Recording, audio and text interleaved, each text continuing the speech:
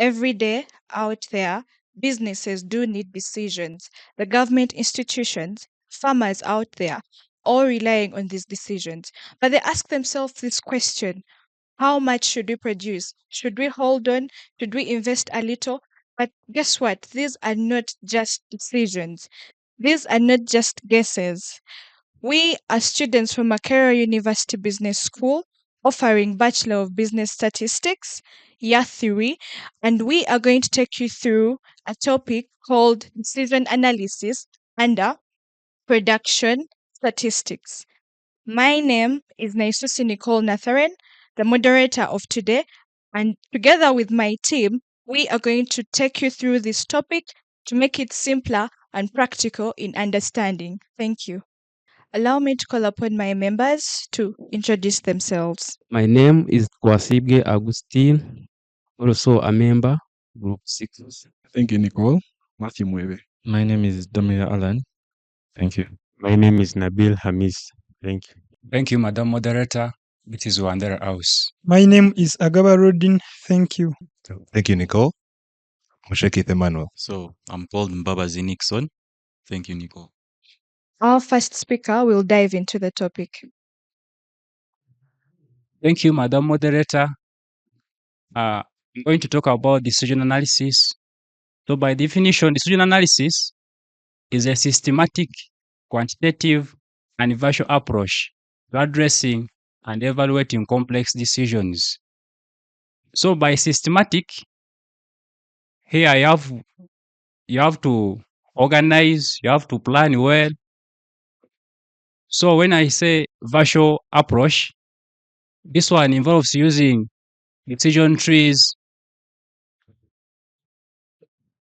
We have core ideas. So decision analysis provides a rational framework for making decisions, especially under uncertainty. So uncertainty arises when the decision maker doesn't have enough information about the outcome, the possible outcome. For example, an agricultural farmer may not be certain of the outcome, such as pests and diseases that might arise, and that will lead to low output.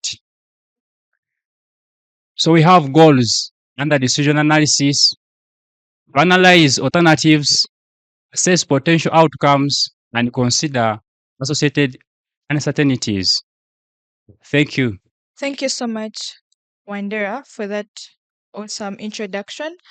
Let's go to the next part. I welcome the next speaker. Thank you, Madam Moderator. I have come here to discuss about the role of decision analysis in production. There are very many various roles of decision analysis in production, but I am here to highlight the key ones. The very first one is optimizing resource allocation. This deals with efficiently allocating the different resources that are required in the production process, such as labor, capital, and various other resources that are required for efficient production. Another one is minimizing risk. Through decision analysis, we are able to quantify and we are able to mitigate the different risks and the invisible market forces that would hinder a production unit from being able to maximize its profits. Another one is increasing process efficiency. Decision analysis helps one to streamline operations. Through streamlining operations, a production unit is able to enhance the efficiency of the different production processes that are required in the efficient production of one particular unit of a product that is being produced. Another one is it helps supporting strategic planning. Decision analysis helps one to evaluate investments because investments require one to make a decision where to invest and where not to invest. And the most profitable venture one can undertake can be aided through use of decision analysis. Also, decision analysis facilitates product development. Decision analysis helps one assess the market's demand. In this ever dynamic and changing world, with various things such as technology advancing and different trends and fashions and habits, a product can never be stagnant. It has to keep on advancing and evolving. So through decision analysis, one is able to know which decision should we make. Should we make our product more portable? Should we make it bigger? Should we try out different bold colors and different bold designs that can help appeal the Gen Zs or not? So through decision analysis, one is able to develop product. Another one, it also helps one to make data-driven decisions. Through use of historical data, such as assessing how the sale of a product once fared in a particular year and comparing it, let it be annually, quarterly, or in different time periods, such as we see in the statistical world, one is able to know this previous data that we have. How can it help us to forecast and to know which decisions we can make, so that either we can make the right decisions as we made in the past, or correct our errors that we made in the past.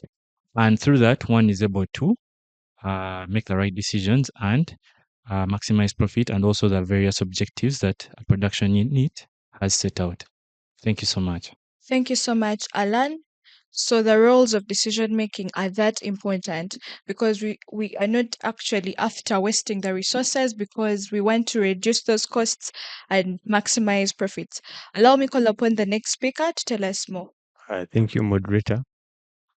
I want to talk about the types of decisions in decision analysis. These types of decisions are based on the level of they are grouped based on the level of the management. And I want to talk about the main types. First is the strategic decision. These are high-level decisions made by the management, and they affect the entire organization. For example, the location of the factories. The second is the tactical decisions. These are decisions that are made by the tactical decisions. These are decisions made by the middle management, and they focus on the allocation of resources and the efficient use of the resources. For example, the planning production. The third is operational decisions. Operational decisions, these are decisions that are made by the lower managers. For example, assigning workers to machines. The fourth one is program decisions. Program decisions, these are decisions that follow a routine and established rule procedures. For example, reordering of stock when it reaches a certain level. Then the fifth one is the non-program decisions. These are decisions that require judgment and a lot of creativity. For example, introducing of a new material into the market. Thank you. Thank you so much, Nabil, for telling us the types of decisions that we have to make, because we're not just going to make a decision out of risk.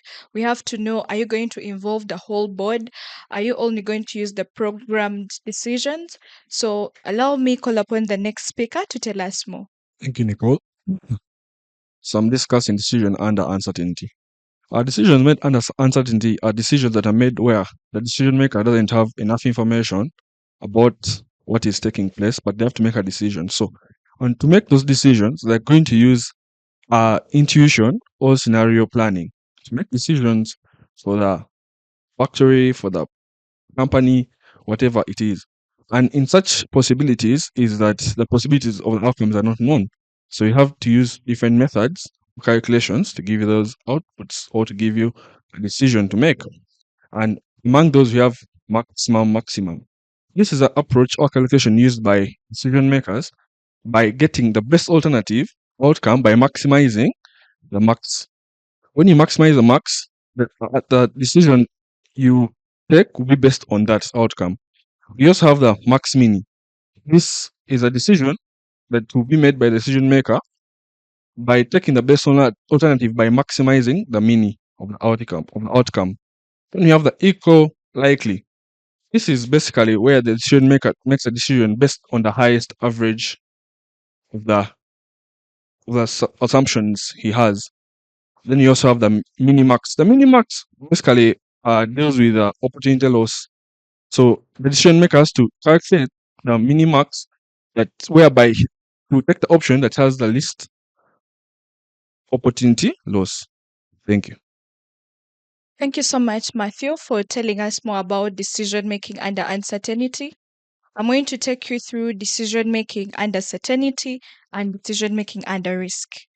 When we look at decision making under certainty, we are basing on curiosity. We're basing on curiosity. And decision making under certainty, the decision maker is sure of what they are going to produce. Because let's take an example of a bakery that is going to produce 100 loaves of bread. They are sure of what they're going to produce and the outcome that they'll get after. In this case, they have full information about the outcomes and both the probabilities. Unlike when we go to the decision making under risk here, we are going to base on the probabilities. It could be a 50-50, it can be 60-40. So the decision maker has to sit down and choose the best alternative out of those decisions and take on the best alternative to produce the product they want.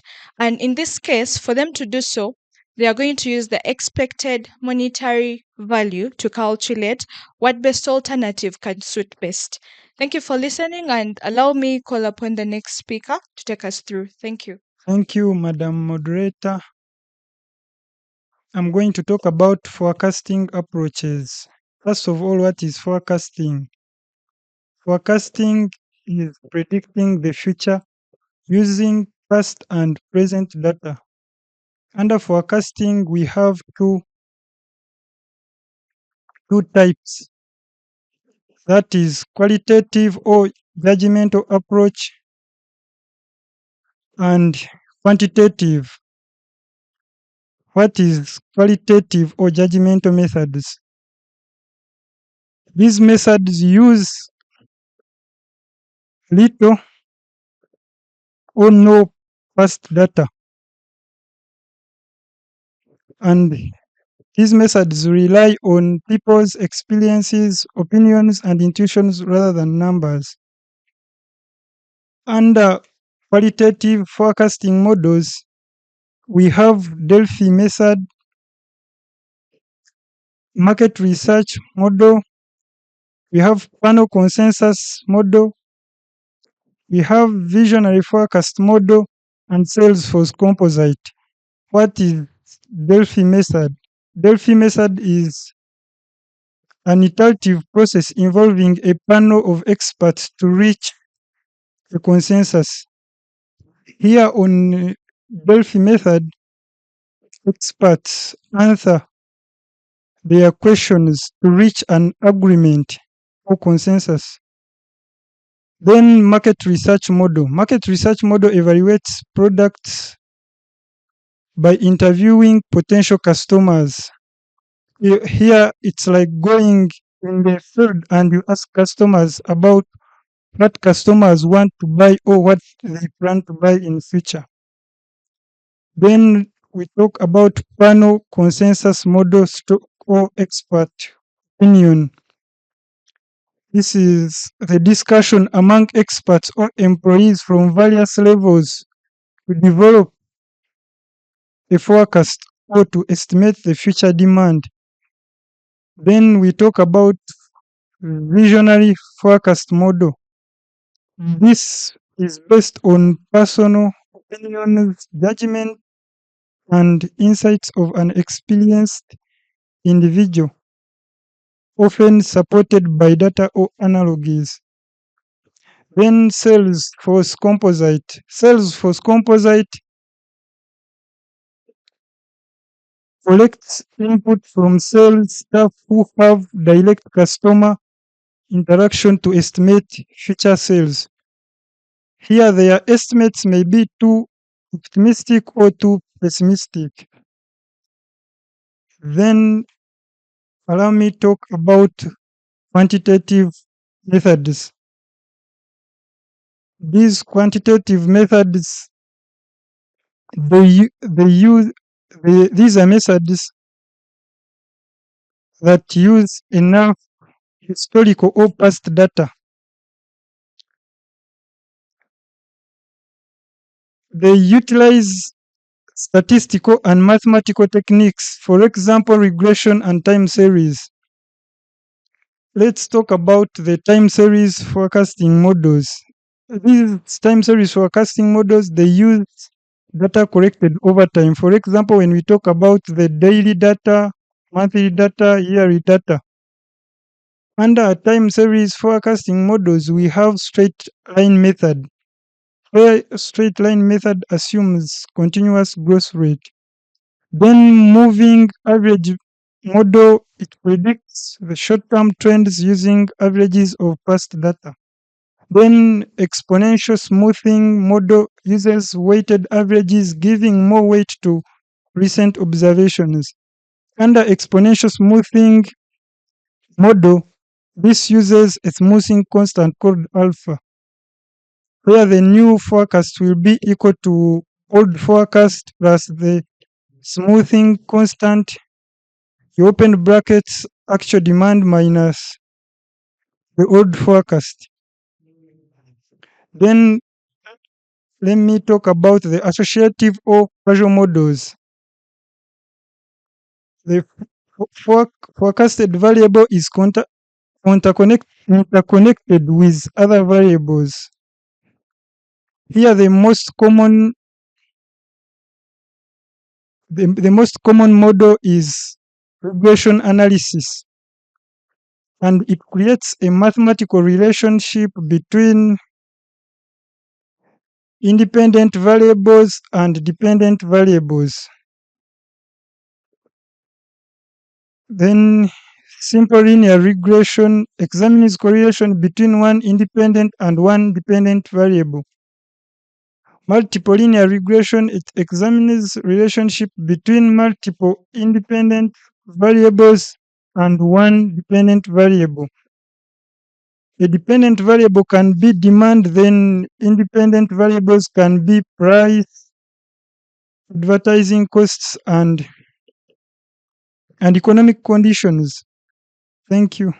Interesting, Rodney. So, meaning when we use these forecasting models, we actually have to ask ourselves, are you going to produce that product that is based on past patterns? Are you going to produce a product that is evolving on the trend? No. So we have to actually go through these forecasting models to know whether your product suits best. Allow me call upon the next speaker to come and take us through the next part. Thank you, Nicole. I'll be talking about scheduling. We'll be talking about scheduling models in production. Scheduling models, this refer to the planning and organizing resource utilization for efficient and timely task completion. So basically, scheduling in models is this answers what to produce, when to produce, from by whom, and for who to produce. So basically, this is the execution stage in the production process. The main importances for the scheduling is it optimizes productivity, minimizes idle time, reduces costs, and meets customer demands. We also have types of scheduling where we have the job shop scheduling. This basically looks at manufacturing environments with unique jobs. For example, the furniture workshop. It has various products it produces, and they all undergo different production stages. We have the flow shop scheduling. This looks at manufacturing environments with specific sequence, or manufacturing environments with repetitive sequences. A good example could be the automotive assembly lines, where they assemble the cars. They go through different stages, where you start with the car, maybe the body, the engine, the chairs. We have the batch production scheduling. This looks at the production of specific quantities at a given time. We have the project scheduling. This one basically works on complex projects with multiple tasks and resources. We'll also talk about the challenges that are faced in the production scheduling. We have complexity. Complexity here, basically, the scheduling becomes complex due to multiple products, processes, and cost rates.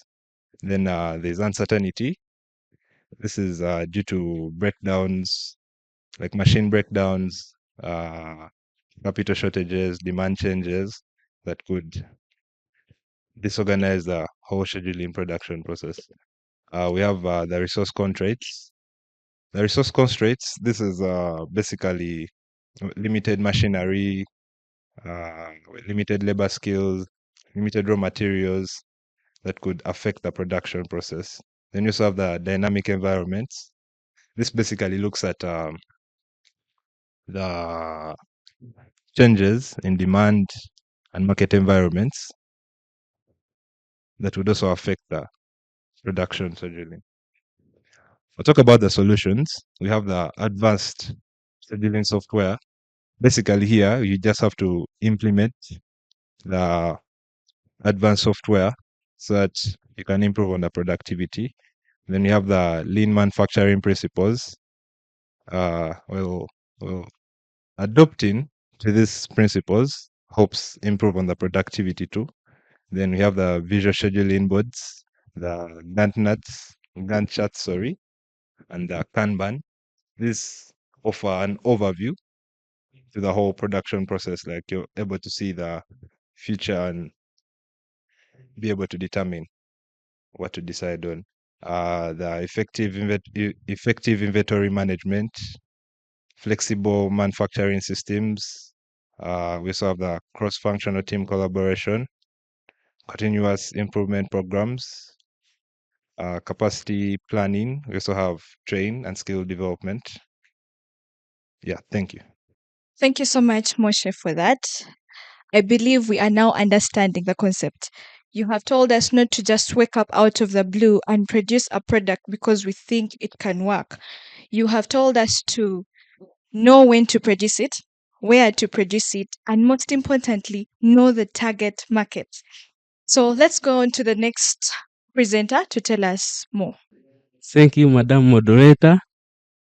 I'm discussing key elements of decision analysis. Among these, we have acts. These are actions being considered by the decision maker.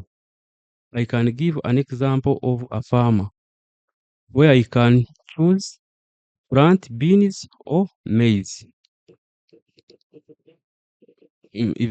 Events. These are occurrences outside the control of the agent.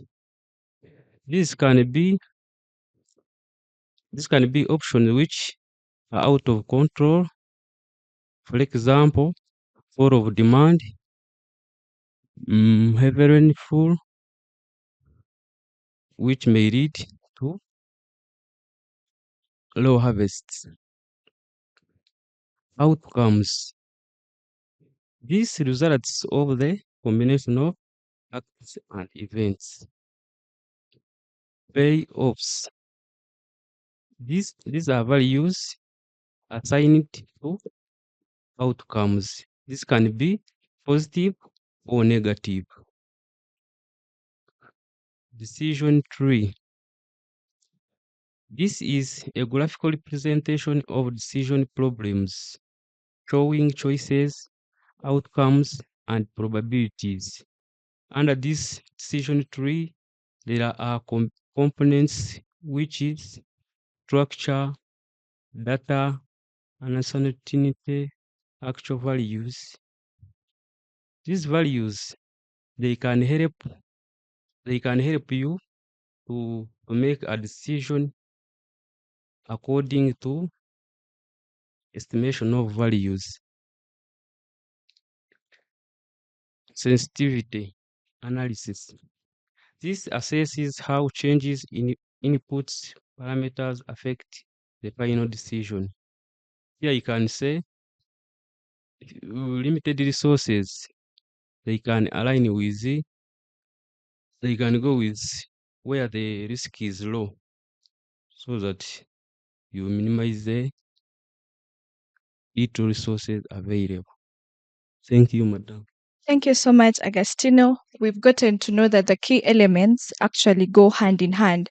There's no shortcut here, so we have to go through the actions until the final process. Let's have our last speaker to wrap up everything. Thank you very much, Madam Moderator. The name is Mbabazi Nixon. So I'll be talking about the conclusion of this topic. As you have seen, we've talked about decision analysis, and this provides a robust framework for navigating complex choices, as you've seen my members talk about this. Then we also had forecasting and scheduling, and these are integral components that support effective decision making. And I think this was talked about by Agaba Rodney and Moshe Keith. Then we also had an understanding of decision under certainty, risk, and uncertainty allows for tailored approaches. Under this, you should be able to note that we have a calculation whereby we calculate expected monetary value, and this can only be calculated when you're working under risk. And when you're working under risk, you're certain that there are what? Probabilities. So to come up with this calculation, it's supposed to be EMV, which is monetary value, being equal to the summation of payoffs multiplied by the probabilities. And then we went ahead to talk about applying symmetrical methods by organizations. And this can improve outcomes by managing risks and achieving strategic goals. But we go further ahead to talk about the fact that under this production, before managers make a production call, they always ask themselves a question of, should we make a market study? Should we perform one? And most intelligent organizations tend to forego this. How do they forego this?